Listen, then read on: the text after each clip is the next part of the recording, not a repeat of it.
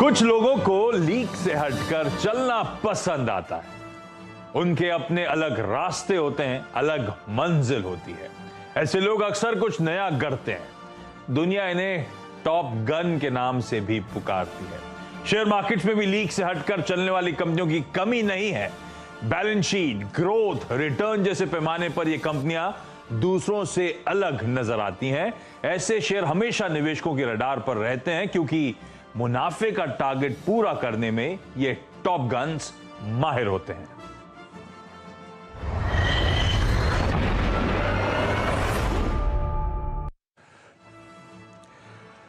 तो चलिए, ये है इस हफ्ते का वीकेंड स्पेशल आपके लिए टॉप गन।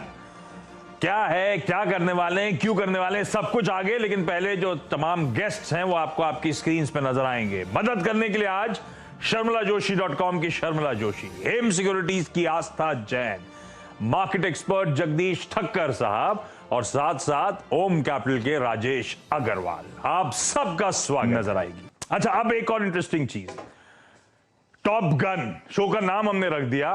हम लोग क्या करने वाले हैं, तो डायरेक्टर साहब जरा स्क्रीन पे दिखाइएगा। टॉप गन, इसका वो G.U.N, क्या है ये G.U.N? तो दरअसल ये जो 4 एक्सपर्ट्स हैं, इनसे रिक्वेस्ट करी थी दो पिक्स दें ऐसे बाजार में कहां पे वो खरीदारी करना चाहते हैं, कहां पे हम और आप खरीदारी करें। तो कुछ बेहतरीन रिकमेंडेशंस। गन का मतलब था, जी से हमने रखा था वो स्टॉक्स जो तगड़ी ग्रोथ डिलीवर कर रहे हैं, वो स्टॉक्स जिनकी आय का CAGR तगड़ा रहा है ओवर द इयर्स, तो अच्छी ग्रोथ वाले स्टॉक्स। दूसरा बट ऑब्वियस था, आपकी स्क्रीन पे बड़ा क्लियर भी है, जो इस समय अंडर वैल्यूड नजर आते हैं। या फिर ऐसे रख दें कि इसके फ्यूचर की अर्निंग्स, फ्यूचर को देखते हुए डिस्काउंट करूं तो आज अट्रैक्टिव लगते हैं। तो अच्छी ग्रोथ वाली कंपनीज अट्रैक्टिव वैल्यूएशंस पे या अंडर वैल्यूड नजर आती हैं। और तीसरा था नो डेट या कह लीजिए नेग्लिजिबल डेट, तो वो N हो गया। तो ग्रोथ, अंडर वैल्यूड और नेग्लिजिबल डेट, यही तो चाहिए आपको बाजार में। ऐसी कंपनीज यही चुनना है ऐसे बाजार में। मेरे ख्याल से सबसे बेहतरीन तरीका हो गया ये हाईलाइट करने का, कुछ बेहतरीन फंडामेंटली स्ट्रांग कंपनीज, और इन सबसे रिक्वेस्ट करी थी इन तमाम तीनों पैरामीटर्स पे जस्टिफाई करें अपनी अपनी पिक्स को। शर्मिला, ये आइडिया ठीक है ना? Growth, undervalued, negligible debt. बिल्कुल, and I think as you said कि ऐसे मार्केट में इसी तरह के स्टॉक्स ढूंढने चाहिए जिनमें ग्रोथ भी है, डेट भी कम है, और जो अंडर वैल्यूड या जैसे कि आपने कहा अट्रैक्टिव लगे। Because I think under valued is a little challenging in this market given the fact कि हम ऑलमोस्ट ऑल टाइम हाईज के थोड़ा नीचे है। लेकिन जहां पर वैल्यूएशन अट्रैक्टिव लग रहा हो और इस तरह का बिजनेस हो जो ग्रोथ दिखा रहा हो, so buying them at this even at this valuation seems justified. तो इस तरह के स्टॉक्स चुने जाएंगे। अच्छा, अब मूवी पे वापस जाता हूं थोड़ी देर के लिए। तो इस मूवी के लिए F-18 फाइटर जेट्स का इस्तेमाल किया गया। और पिछली बार 1986 में जब मूवी आई थी तब भी क्रू पूरा ट्रेन हुआ था, एक्टर्स सब ट्रेन हुए थे जी फोर्सेस के लिए, लंबी ट्रेनिंग हुई थी। और इस बार भी F-18 फाइटर जेट्स उड़ाने के लिए सारी क्रू की, सारे एक्टर्स की ट्रेनिंग हुई थी, जिसमें टॉम क्रूज साहब ने 86 में भी वो ग्रूलिंग टेस्ट पास किया था और इस बार भी उन्होंने, अब तो उम्र हो गई 59 इयर्स की उनकी। 24 साल की पिक्चर आई थी जब थे, और आज 59 इयर्स के जब ये सीक्वल रिलीज हो रही है। इससे याद आया, कईयों का था, आस्था आपका भी चाइल्डहुड क्रश था क्या? आप बता सकते हो, अब तो बहुत साल हो गए। मैं बहुत छोटी थी उस टाइम, तो मैं इस मूवी पे इतना ध्यान नहीं दे पाई। हार्डली, मेरे को तो लगता नहीं है कि मेरे को कुछ समझ में भी आता होगा। I was very very small. So लेकिन अब मैं जरूर देखूंगी, बिकॉज मूवीज मेरा एक बहुत बड़ा इंटरेस्ट है, हॉबी है देखना। तो definitely I will see it now. But उस टाइम तो बिल्कुल याद नहीं आता, बिकॉज बहुत ही छोटी थी मैं उस टाइम। पता नहीं, आज तो सच बोल रही नहीं। उस टाइम पे क्या 86 के बाद 30 साल तक कभी भी देख सकती थी। ठीक है। लेकिन अब चलिए स्टॉक पिकिंग की शुरुआत करते हैं, जिस मूल मकसद से हम सब जुड़े हैं। कुछ बेहतरीन स्टॉक्स जो ग्रोथ, वैल्यूएशन और बैलेंस शीट के पैरामीटर्स पे एकदम खरे उतरते हैं। आज तो आप ही शुरुआत करिए। पहला स्टॉक जो इन तीनों पैरामीटर्स पे फिट बैठता है और आपकी सबसे बेहतरीन पिक है। देखिए आशीष, बिल्कुल जो शो की थीम है उसी के साथ मैच करता हुआ मैंने ये स्टॉक पकड़ा है, हिंदुस्तान एरोनॉटिक्स लिमिटेड। बेसिकली ये कंपनी के देखा जाए तो हम सब जानते हैं डिजाइन करता है, मैन्युफैक्चर डेवलपमेंट एयरक्राफ्ट्स करता है। ग्रोथ की मैं बात करूं तो इस बार के नतीजे बहुत सॉलिड कंपनी ने दिखाए थे, लेकिन हम हमेशा फ्यूचर को डिस्काउंट करते हैं, तो आगे जाते हुए भी कंपनी यहाँ पे ग्रोथ मेंटेन करेगी। 6% का यहाँ पे एक रेवेन्यू ग्रोथ FY23 में आएगा। 6% दिखने में सुनने में कम लगता है, लेकिन इस कंपनी के लिए काफी बड़ा है। और जो इस बार के नतीजे थे उसमें भी ग्रोथ काफी स्ट्रॉन्ग थी, स्पेशली बॉटम लाइन में। सेकंड है अंडर वैल्यू की बात करें तो मेरे हिसाब से ये पी मल्टीपल पे चल रहा है 11 के। ऑल्दो इस सेक्टर में कोई इसका क्लोज कंपेटिटर है नहीं, लेकिन मैं बाकी अगर डिफेंस सेक्टर की कंपनी से कंपेयर करूं तो उसके हिसाब से ये अंडर वैल्यूड है, क्योंकि पी मल्टीपल जस्ट 11 का है, तो वो भी काफी अट्रैक्टिव पैरामीटर लगता है। और जो आगे जाते हुए गाइडेंस कंपनी ने दी है उसमें मार्जिन आउटलुक बहुत सॉलिड है, क्योंकि मार्जिन आउटलुक के हिसाब से कंपनी यहाँ पे 25 से 26% का मार्जिन दिखाएगी FY23 में, तो वो भी यहाँ पे काफी ज्यादा बढ़िया लगता है। और क्योंकि ये देखा जाए तो डेट के पैरामीटर्स पे जीरो डेट कंपनी है, तो आपके तीनों पैरामीटर्स पे प्लस जो शो की थीम है उसी के हिसाब से ये एक एरोनॉटिक्स स्पेस से मैंने कंपनी चूज की है, हिंदुस्तान एरोनॉटिक्स। इनिशियल टारगेट रहेंगे इसके 2050 के आसपास, लेकिन लॉन्ग टर्म में 2200 के भी टारगेट दिखा सकता है, क्योंकि PSU कंपनी है तो एक स्लो मूवर रह सकता है। बहुत फास्ट हमें टारगेट्स यहाँ देखने को मिले ऐसा मुझे अभी तो नहीं लगता है, लेकिन फिर भी ये अचीवेबल टारगेट्स है, तो टाइम फ्रेम यहाँ पे लॉन्ग रखना पड़ेगा। टाइम फ्रेम लंबा रखिए और कोई जल्दी नहीं है। स्टॉक पिकिंग की बात जब हम लोग कर रहे हैं तो ये मान के चल रहे हैं कि लॉन्ग टर्म के लिहाज से एक्यूमुलेट करने के मौके कौन से स्टॉक्स पे, पहला आपकी स्क्रीन पर HAL, हिंदुस्तान एरोनॉटिक्स लिमिटेड। कई बार चर्चा में आया है इस चैनल पे, अपने रिकॉर्ड हाइस पे कामकाज करता हुआ, और रिकॉर्ड हाइस पे भी कई कंपैरिजंस ड्रॉ करेगा इसके पीयर्स से, और कितना स्वीटली प्लेस्ड है, कई बार हाईलाइट भी हुआ है। आज तक की सबसे पहली पिक है HAL। इन लेवल्स पे एक्यूमुलेट करिए, इवेंचुअली 2200 तक के टारगेट्स यहां पे हासिल होते हुए नजर आएंगे। शर्मिला मैम, आपकी तरफ से पहला पिक।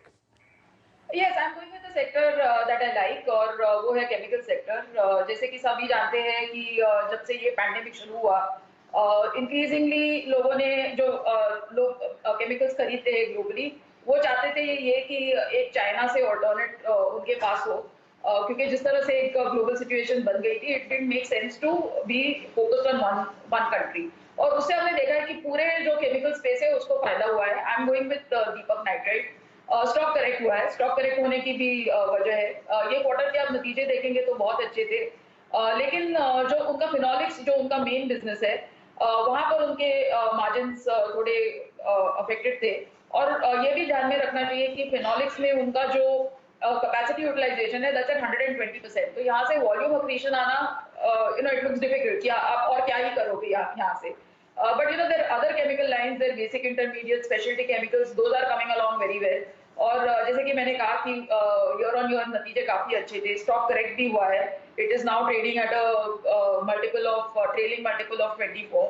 तो keeping all these things in mind कि नतीजे अच्छे हैं, सेक्टर अच्छा है, they have they will be sort of net crash free, positive by FY23। तो इन सब चीजों को in spite of the capex that they have, captive power plant भी है, so इन सब चीजों को ध्यान में रखते हुए मुझे लगता है कि this is a stock that can be bought, and मेरा टारगेट 2300 रहेगा। दीपक नाइट्राइट, रखिए इसको भी रडार पे। ऑफ लेट थोड़ा सा करेक्टिव मोड पे चला गया था, लेकिन on the way up massive री रेटिंग होती हुई नजर आई थी। अब इन करेक्शंस में दरअसल खरीदारी करने के आप मौके ढूंढिए। अच्छी company, proven track record, aggressive capex, management bandwidth strong, 2300 तक के टारगेट शर्मिला को यहां पे नजर आते हैं। जगदीश सर, आपकी तरफ से पहला ये क्या गन पिक? आशीष जी, मेरा पहला गन पिक है TCS। जनवरी 2022 में उसका भाव था 4030, बायबैक दिया था करीब 4200 के आसपास। जो कंपनी बायबैक देती है अपने शेयर की, वो अपनी इंट्रिंसिक वैल्यू पे देती है, न अपने मार्केट वैल्यू पे या बुक वैल्यू पे। यानी कि इनकी आइज में, आइज ऑफ द मैनेजमेंट, जब ये बायबैक देती है तो उसकी शेयर की कीमत कई गुना होती है। तो उसके बाद काफी करेक्शंस आया। अगर आप देखेंगे तो IT इंडेक्स जो है वो करीब 36,813 से करेक्ट होके 27,423, यानी कि almost 9,500, 10,000 it got corrected only on the worry कि भाई अमेरिका के अंदर ये रिसेशन आएगा और ये जो technology company will suffer. सभी ने इग्नोर कर दिया कि most of the contracts are being signed in the dollar terms. तो अगर डॉलर के सामने रुपया अगर कमजोर होता है तो उनको बिल्कुल एक फायदा होता है, लेकिन उसको सब नजरअंदाज कर दिया। टीसीएस का जो लास्ट रिजल्ट आया जो मार्च 22 का, तो उसका एपीएस था करीब 105 और उसका जो पी था करीब 31। पूरे इंडस्ट्री का एवरेज देखें तो 35 प्लस से सबके पी के आसपास है।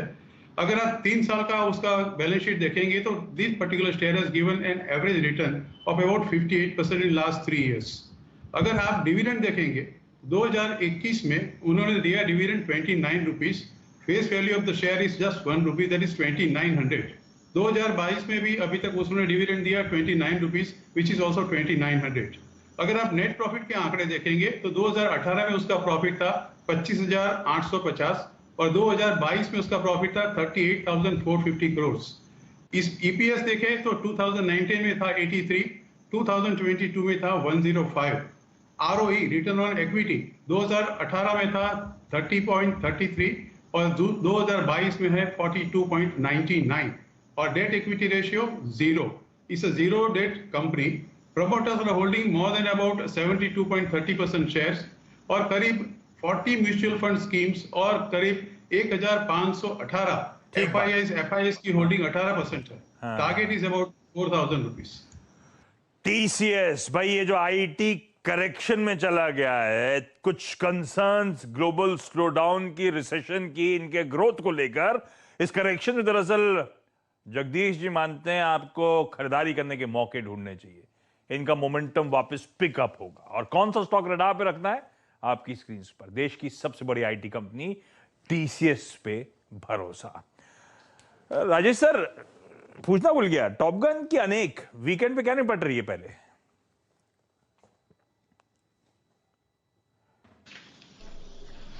पहले टॉप गन ही फर्स्ट प्रेफरेंस रहेगी। आई नो हिंदी मूवी है, आयुष्मान खुराना की है, बट स्टिल मैं ये नहीं कह रहा कि वो ख़राब है, उसके भी रिव्यूज़ अच्छे आए हैं और वो भी जाऊंगा, but first one would be top gun obviously because of Tom cruise. तो सर जवाब नहीं दिया था। शर्मिला, क्रश तो होगा चाइल्डहुड का, ऐसा तो नहीं मान सकता मैं। एक चीज मैं कहना चाहूंगी कि if you see any Tom cruise movie, एक हमेशा उनका एक शॉट रहता है which is in the side which shows him clenching his muscles, his cheek muscles.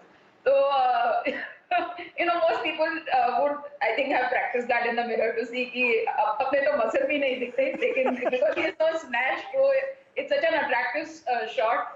और I'm waiting to see कि अगर वो Top Gun में, at this age also, whether you have that shot with him clenching his muscles and you can see, his.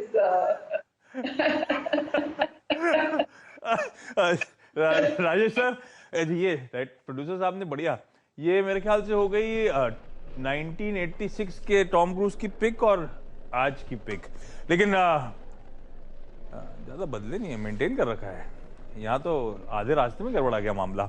Rajesh sir, आपकी pick कौन सी लेकिन आज की?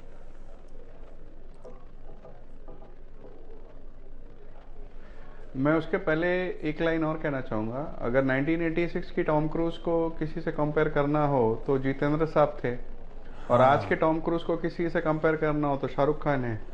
तो यू हैव माने similar character in our Indian movies also. So ऐसा नहीं कि हम भारतीय कहीं पीछे हैं। तो एनीवेज, जैसे कि अभी शर्मिला जी ने कहा कि केमिकल फ्लेवर में है, चाइना के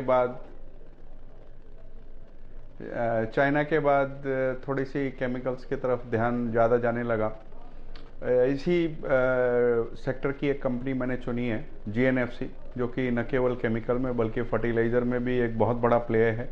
केमिकल की बात की जाए तो TDI में ऑलमोस्ट मोनोपोली है, 67,000 मेट्रिक टन की कैपेसिटी है। एसेटिक में बिगेस्ट प्रोड्यूसर है। सबसे बड़ी बात जो हमारे क्राइटेरियाज पे फिट बैठ रही है वो ये है कि डेट फ्री है। 500 करोड़ का एक्सपेंशन इस साल हो रहा है और आने वाले 2 साल में 1200 से 1500 करोड़ का एक्सपेंशन होगा। नंबर्स की बात की जाए तो 2-3 दिन पहले जो इस तिमाही के नतीजे आए उसमें बॉटम लाइन में 108% की जंप देखी गई, रेवेन्यू में 60% की जंप देखी गई। लगातार अच्छा परफॉर्मेंस कर रही है और वैल्यूएशन की बात करूं तो 5 की पी पे ट्रेड कर रहा है। हालिया हाई 900 रुपए का था और अभी 600 के आसपास चल रहा है, तो आप समझ सकते हो कि कितना स्टीप करेक्शन इसने देख चुका है।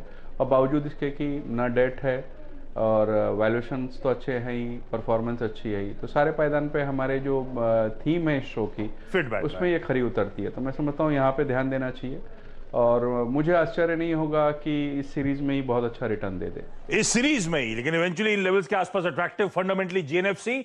इस नोट पर क्विकली छोटा सा ब्रेक चाहता तो था, ब्रेक में जाते जाते इसका ओरिजिनल साउंड ट्रैक था मूवी का वो सुना देता, लेकिन गोरे डॉलर्स में बिल ठोक देते, इसलिए ऐसा नहीं कर रहा हूं। ब्रेक ले रहा हूं, ब्रेक के उस पार कुछ और बेहतरीन स्टॉक पिकिंग कंटिन्यू करेंगे।